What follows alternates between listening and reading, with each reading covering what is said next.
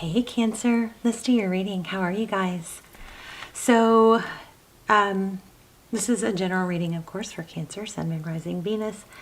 Just take what resonates, leave the rest. I'm getting, this is just came out in pre-shuffle, Six of Cups. So it's reminiscing, thinking about the past. I'm also getting a feeling, strong Temperance card and the Justice card. So both of those are about balance. So we'll see. They'll probably, typically when I feel a card that strong, they'll come out. But we'll see. We've got the Six of Cups here. This is one of my favorite cards in the deck. It's just a very sweet card, sweet vibe. It's thinking about the past. It could be somebody returning. It could be childhood memories. Oh look, and this came out in pre-shuffle also, Ace of Wands. So something new, passionate. But that new passionate thing could be somebody from the past. But anyway, that's just pre-shuffle. We'll see what's going on here. How are you? Hope you guys are well. Wow, look at that. The World card. Wow. World, Wheel of Fortune. Wow. Okay. So, something big. Look at this. So the Hierophant, the bottom of the deck. So the Hierophant speaks of tradition, it's truth, and it's ethics. It's something that you can count on. It's a very, very strong sense of, it can be family, but it's often it's a high level relationship, but something very traditional. Also very strong truth component to it. We've got the World card here, which is about cycles, things completing a new cycle. You know the story, when you get through the tarot, you go through all the cards and you get to where it's like the story starts over. Like you complete or graduate one cycle of lessons and challenges and triumphs, and you get to the world and hopefully you complete it and you get to start a new cycle of new lessons and accomplishments and challenges, and you grow each time. So that's what this World card is. So it could be that you're completing a cycle. You've experienced a whole lot of growth, and we do have some family. Whoa, I just said family. I meant to say money. Gosh, I'm kind of tongue-tied. Here we have the Wheel of Fortune. This is destiny. It is about fortune, often things coming towards you that are good, positive. This is an extremely positive reading. Wheel of Fortune. Fortune. Things that are destined. There's a completion here. Something that's taken a long time. I wonder if it does have to do with marriage. Definitely a high level situation, relationship. So the Knight of Pentacles is my favorite knight, because the Knight of Pentacles is an energy of coming in slow and stable. It's not the other knights that kind of tend to come and go. Let's clarify. Looking good.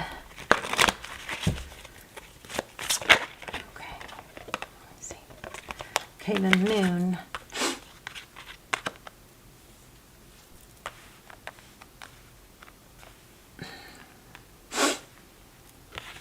My nose just got really itchy too. Okay, so the Moon, something you can't see, could be things that are hidden, a foundation. So you may not see this coming yet, or you may not know, but it is something. You should know what I'm talking about, because it's something that you've worked for, you've put a lot of energy and effort into, and it's been a long time coming. This, again, this Four of Wands could be Twin Flame 1111, but very indicative of foundation. Why the Moon card, though? Why do we have the Moon card? Whoa, oh my gosh, you guys. Sorry, hold on. Gotta pick these up. That was me. I wouldn't say that was anything significant other than just me. Okay, so I'm going to show you all three that flipped. So we've got the Six of Wands. So that's, it's being recognized for your accomplishments. It's being a high value. It's not wavering, it's not sneaking, it's not cheating. It's a very solid substance here in this reading. It's kind of has that feel of being rewarded for not taking the easy road, or just, you know, really, maybe you're doing the inner work. We've got the Three of Swords here and the Four of Swords. So this also is very much looking like taking the time to heal is going to pay off for you in big ways. So because there is heartbreak here, there is separating yourself from things that, you know, maybe were hurtful, or taking the time to heal with this Four of Swords. The Four of Swords is somebody that's, it's not over, it's not done, but it's like he comes out of a battle just to regroup and rest, rejuvenate. So there is a big cycle completing. You guys remember we've got so many, like 6 planets in retrograde. Venus just came out of retrograde, but basically a lot of things in the recent past could have felt like off, or just not an even flow, okay? And it looks like you've grown. There's a big energy I keep picking up about self-reflection, personal growth, self-discovery. Let's get some on the, what's the Wheel of Fortune? This is about not compromising your values. Not stooping to someone else's level, I think. Okay. Celebration, friendship. It could be cutting out gossip. I'm saying that because I just got the King of Swords. The Three, wow, these cards are so slippery. The Three of Cups, it's, you know, community, it's getting together. The choosing friends wisely, not entertaining low vibe, you know, gossip type bickering. I don't know. This is about, so it is about communication. I was going to say it also is about, you know, a gathering, a get together, a union, some sort of union, but it also, this could be, it does look like we have some communication. Oh, could be travel, actually. Yeah, there could be travel. Because travel to go see someone, get together. Let's get more on that one. There's that Temperance card I felt. Balance things out. Maintain relationships, friendships. The Temperance card is about doing things in moderation. It's not taking too much or too little, but it's boundaries. That's what I'm feeling here, boundaries. You know what, Cancer? That might be what this all is implying also. That you've learned to honor your own boundaries. You know, what happens when we don't speak our needs and our wants and we expect others, what happens is we just build up resentment. We sell ourselves short. And we actually end up trying to do more to please others, I think, when we don't speak our needs and our wants. We bend our boundaries more. You've done a lot of very big self-discovery. Okay, so it looks like travel coming. Chariot, forward motion, lots of perseverance. Look at all the major arcana here. Strong reading. We're going to ask some specific questions about love, too. Okay, so we've got the Seven of Cups. It's kind of like this is a card, what I'm getting for the Seven of Cups is not to settle. You know, keep your options open. You don't have to make a decision, you know, immediately. You can play with it a while. You can just see what develops. Something like that. Queen Cups. Wow, Judgment. Yeah, whatever. I think this is love, but this looks like it could be an apology. You don't have to say, if somebody comes forward and apologizes or gives you an offer, doesn't mean you have to give an answer right then. You know, you can take your time to think about it, or you can say, let's just see how things go, depending on the situation. I would not open yourself back up to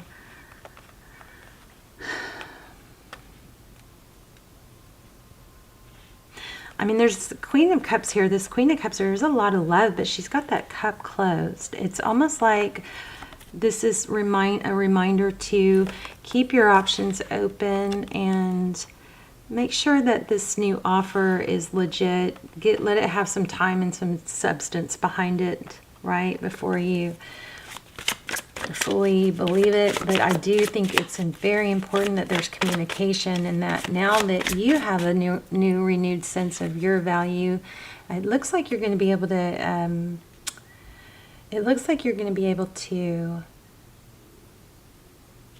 express your boundaries more calmly without a feeling of, oh my gosh, this card, I saw it, I almost pulled it, but it was too late, I'd passed it. So this is that new, like, your new sense of value, your new confidence in knowing your value. And I think that's going to allow you to be able to communicate differently.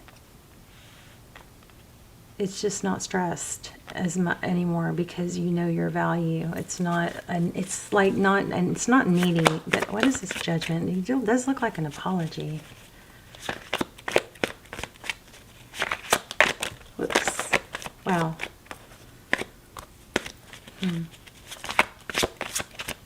Why do we have Judgment? Five of Cups. Five of Cups is somebody who's looking at, the spilled cups, dwelling on the loss, and not looking at the lesson and the benefit of it, or the silver lining. Somebody is just really, really regretful here. Look at this, Ten of Pentacles. Yeah, somebody's waiting.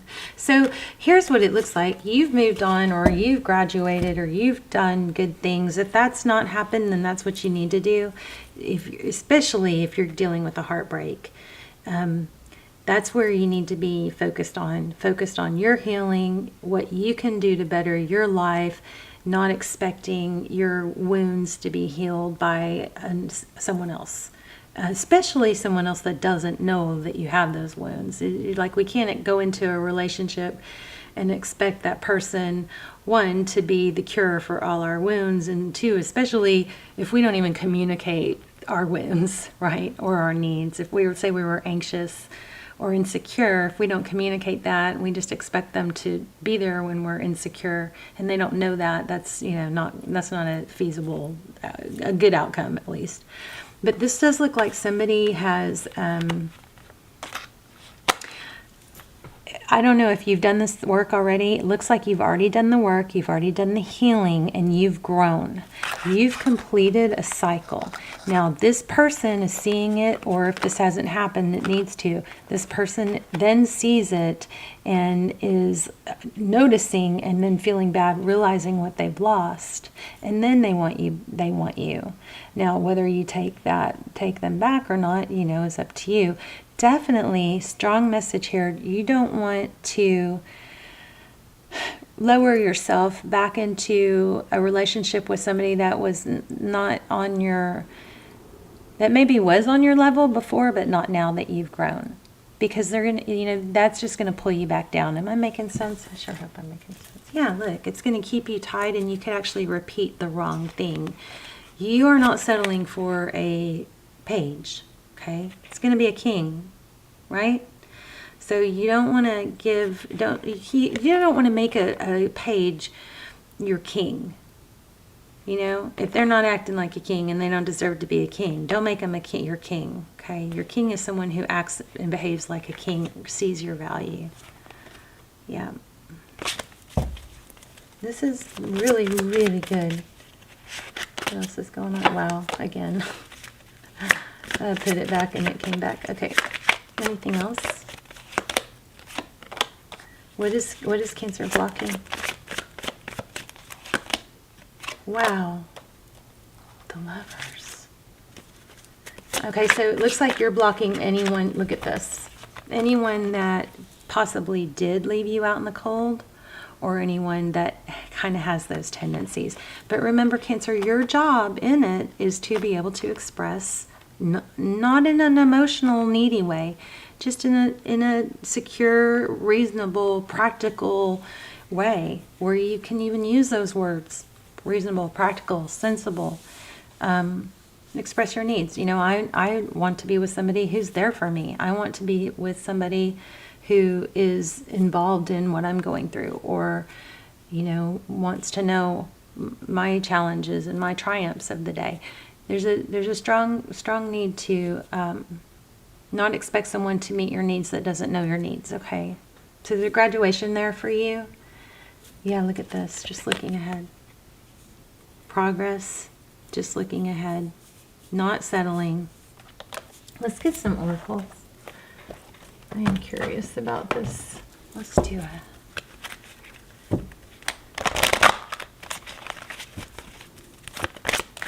Oh, wow. Okay, let me take the one that pulled. You deserve love. You are lovable. We knew that. You're going to be more in your power this next round. I just don't know if this person from your past is going to be able to satisfy playfulness. To recapture romance, allow your inner youthful spirit of fun to shine. Look at this. Clearly decide what you want so it comes to you now. Now remember, when you're manifesting love, or this person or any person, you're not thinking about them in the sad things that they did to you, or the sad things that happened. Make sure you're manifesting them in a light with a glow around it, you know, happy. So that's another thing that could be hindering your growth, is manifesting someone to come back, but when you think of that person, you think about the sad things. Well, guess what? Guess what you're going to get more of, right? So kind of big aha moment there. So you want to be visualizing them in a playful, happy.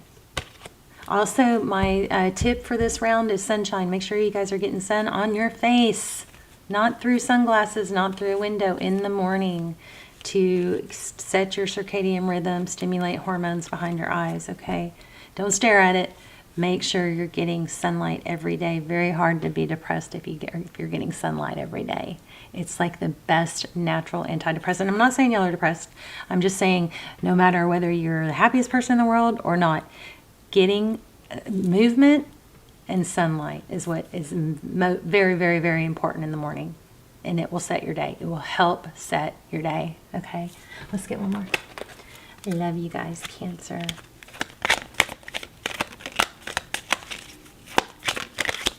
You guys tell me in the comments if you've tried the sunlight thing and you know. Okay. After like 3-4 days of doing that, especially if you get sunset sun too, so your eyes, your circadian clock knows that it's getting to be nighttime. It's amazing. It's amazing. After 3-4 days, you'll be like, wow, I'm sleeping better, and you know, I'm waking up earlier, and I have more energy, and I feel happier. It's like a happy pill.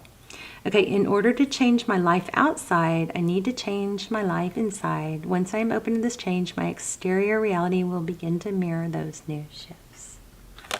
Beautiful. Oh, okay. Let's see, one more. The better it gets when things happen that cause me to feel good, I know there are much more good feeling things coming my way. The better it gets, and I keep rising up. That is so true. It's like movement. It's like activity breeds more activity. So when you're up and you're moving and you're physically active, body's in motion, stay in motion. Body's at rest, stay at rest. So remember that. Once you get that, sometimes it's not really it's not the motivation we need. Like there's days where I'm like, oh, I don't feel like getting out of bed. Maybe if I just sit here for a few more minutes or find something on my phone that motivates me, maybe then I'll get up and I'll get going. But that does not work. It just prolongs it. So I've tested this a gazillion times, and it's still hard, but you got to force yourself to do it. If you actually get up and start moving around, that's what gets you going, not the thinking. Sometimes it's more momentum than it is motivation. So think momentum. Whenever you're waiting to get motivated, think about it as the momentum is what you need more than the motivation. All right. Let's talk in the comments. I love you guys.